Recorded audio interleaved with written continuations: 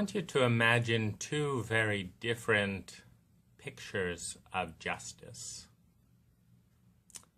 I want you to imagine that you're an American and that you're driving along on the street and your baby cries out from behind, and you turn around to make sure she's okay, and right at that moment someone stepped out into the road and you hit them and killed them, and there's an investigation,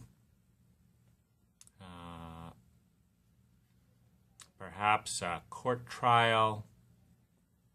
You're terrified. You didn't want to hit someone.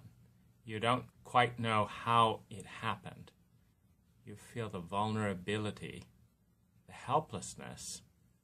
I didn't mean to. I'm not a bad person. I'm sorry. What can I do?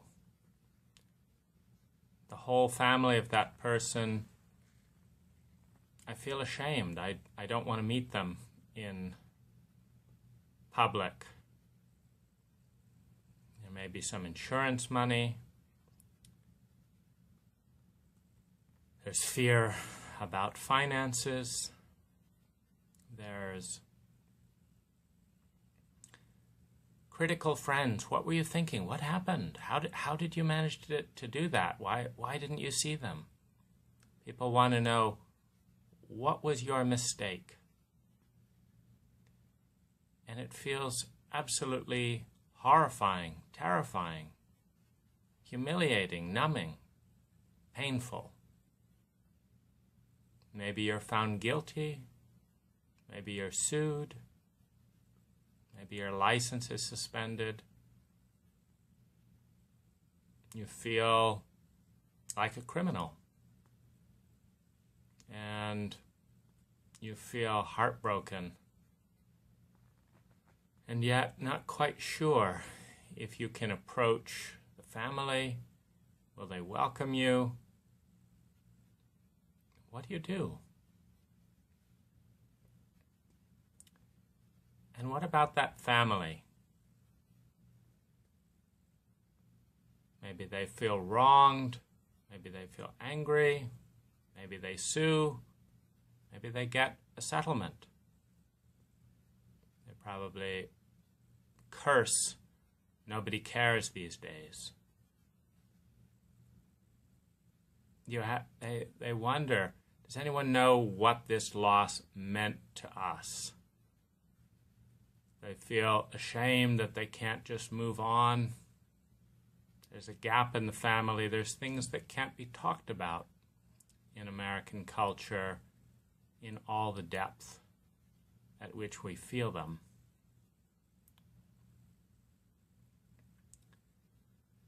For all sides of the situation, the police, the victim's family, the family of the person who hit someone, the courts. It's a miserably lonely situation. And the law is what is honored. Maybe you will be sued for not paying full attention, particularly if you're honest and say, I was just turning around to look at my baby.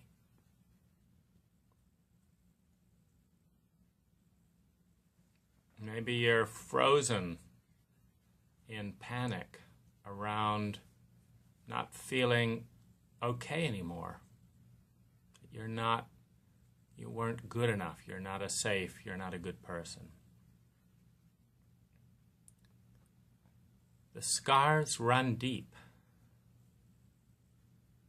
in our current paradigm when we cause an injury like that. And that's why I was so interested when a friend of mine in Thailand hit a monk. She was driving along. I don't know what of the many circumstances of human error were a part of it, but she was driving along and she hit a monk and the monk died.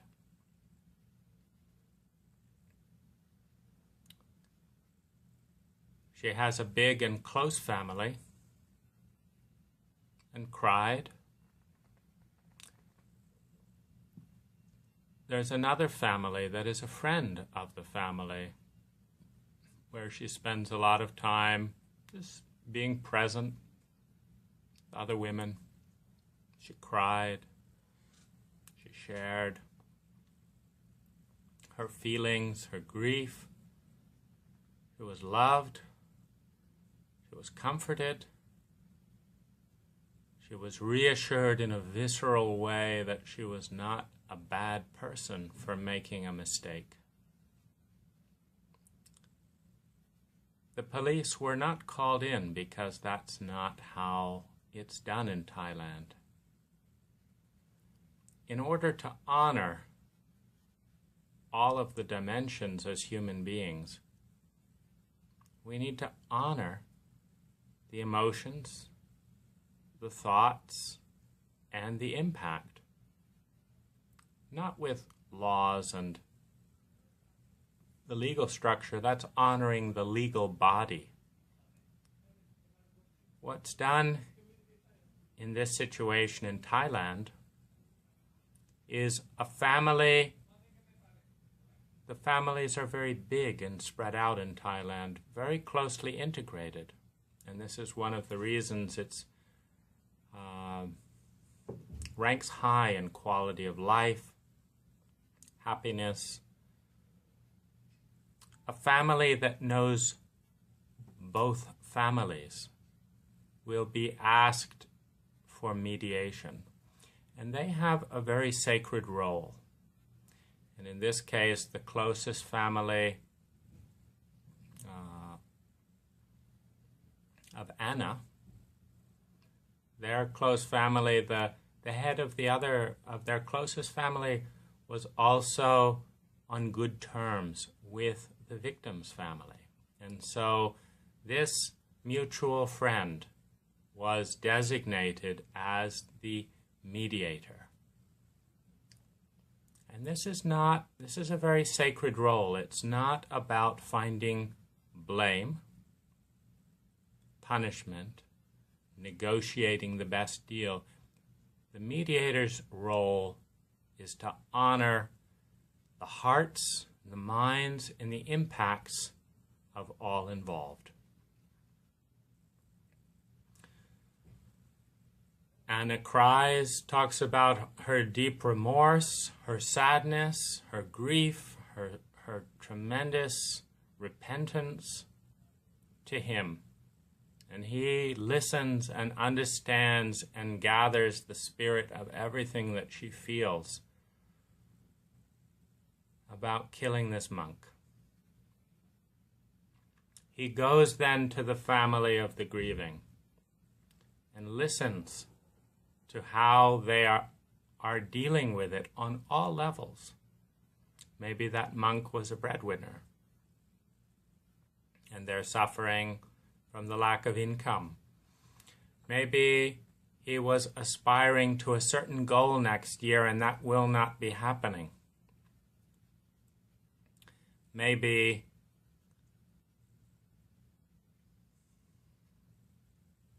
there are tears.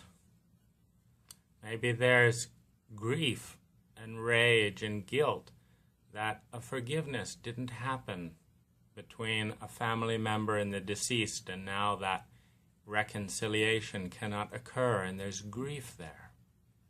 And this mediator will listen, will gather, will empathize, and hold every bit, every nuance of all of those pieces from all of that family. Many hours, drinking tea, listening. And he will then share the grief, the remorse, the regret, the apologies, the sadness. He will share how heartbroken Anna is to have had this impact on them, and how sincere she is in wanting to make amends.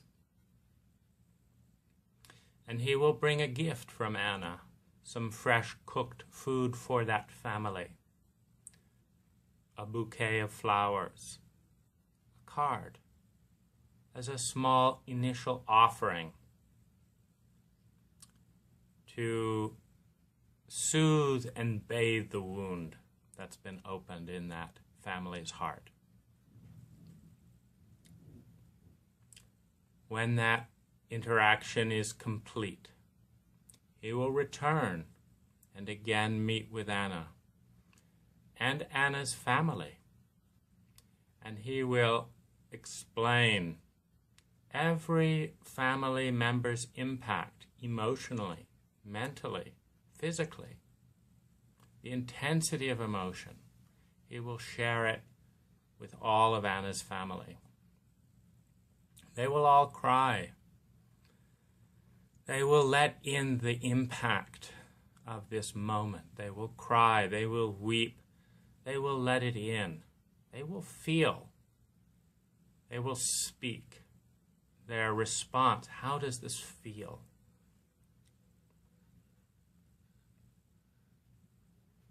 And when that is complete, they will give more gifts to the family of the grieving. Cakes, gifts, cards, apologies, tears, and all of this will be brought back to the grieving member's family until both families are satisfied that the honor has been restored by honoring the hearts, the minds, the impact on the deepest level on both families. At some point, Anna will go herself when the grieving family is ready, when the grief has been tended with Anna's gifts and Anna's family's love. Anna and or parts of her family will go with her to, and with the mediator, to the deceased family, and will in person say the same thing. And by this time, if there is honesty, there is also often forgiveness. There is understanding. The mediator will talk not just about the grief, but also about the good person that Anna is. The mediator will represent Anna in her best light, and Anna's family, what Anna has done in the community, what Anna has done for the priesthood, the monks. Anna will give donations and gifts to the monks in this case.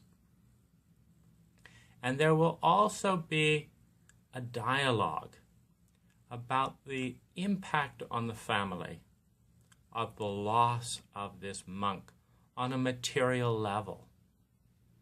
In this case, the impact was assessed between the mediator and the family at $9,000, representing that Anna did not have the $9,000 and would take out a bank loan. That was also represented, and Anna provided that money with thanks, with honor, and the karmic template is cleared. The impact is owned. The feelings are honored. The grief is honored. And by the time that it is all done, Anna and her family feel honorable, forgiven, and that they are good people who make mistakes sometimes. The aggrieved family feel that Anna and her family are good people who make mistakes sometimes. The aggrieved family feel cocooned and held in their grief.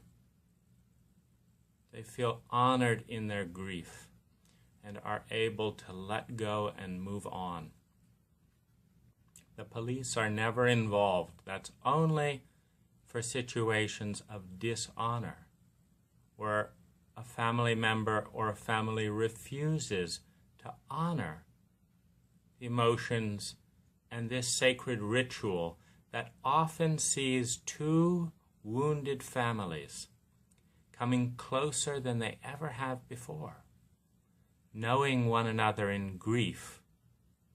With honor, they proceed to grow and know one another in joy with love. I want to suggest this possibility, this story, as a seed to spread, knowing with certainty that it is more human, less expensive, no lawyers, more honoring. The focus is not on the details of the police report. There is no police report. The important thing is the impact.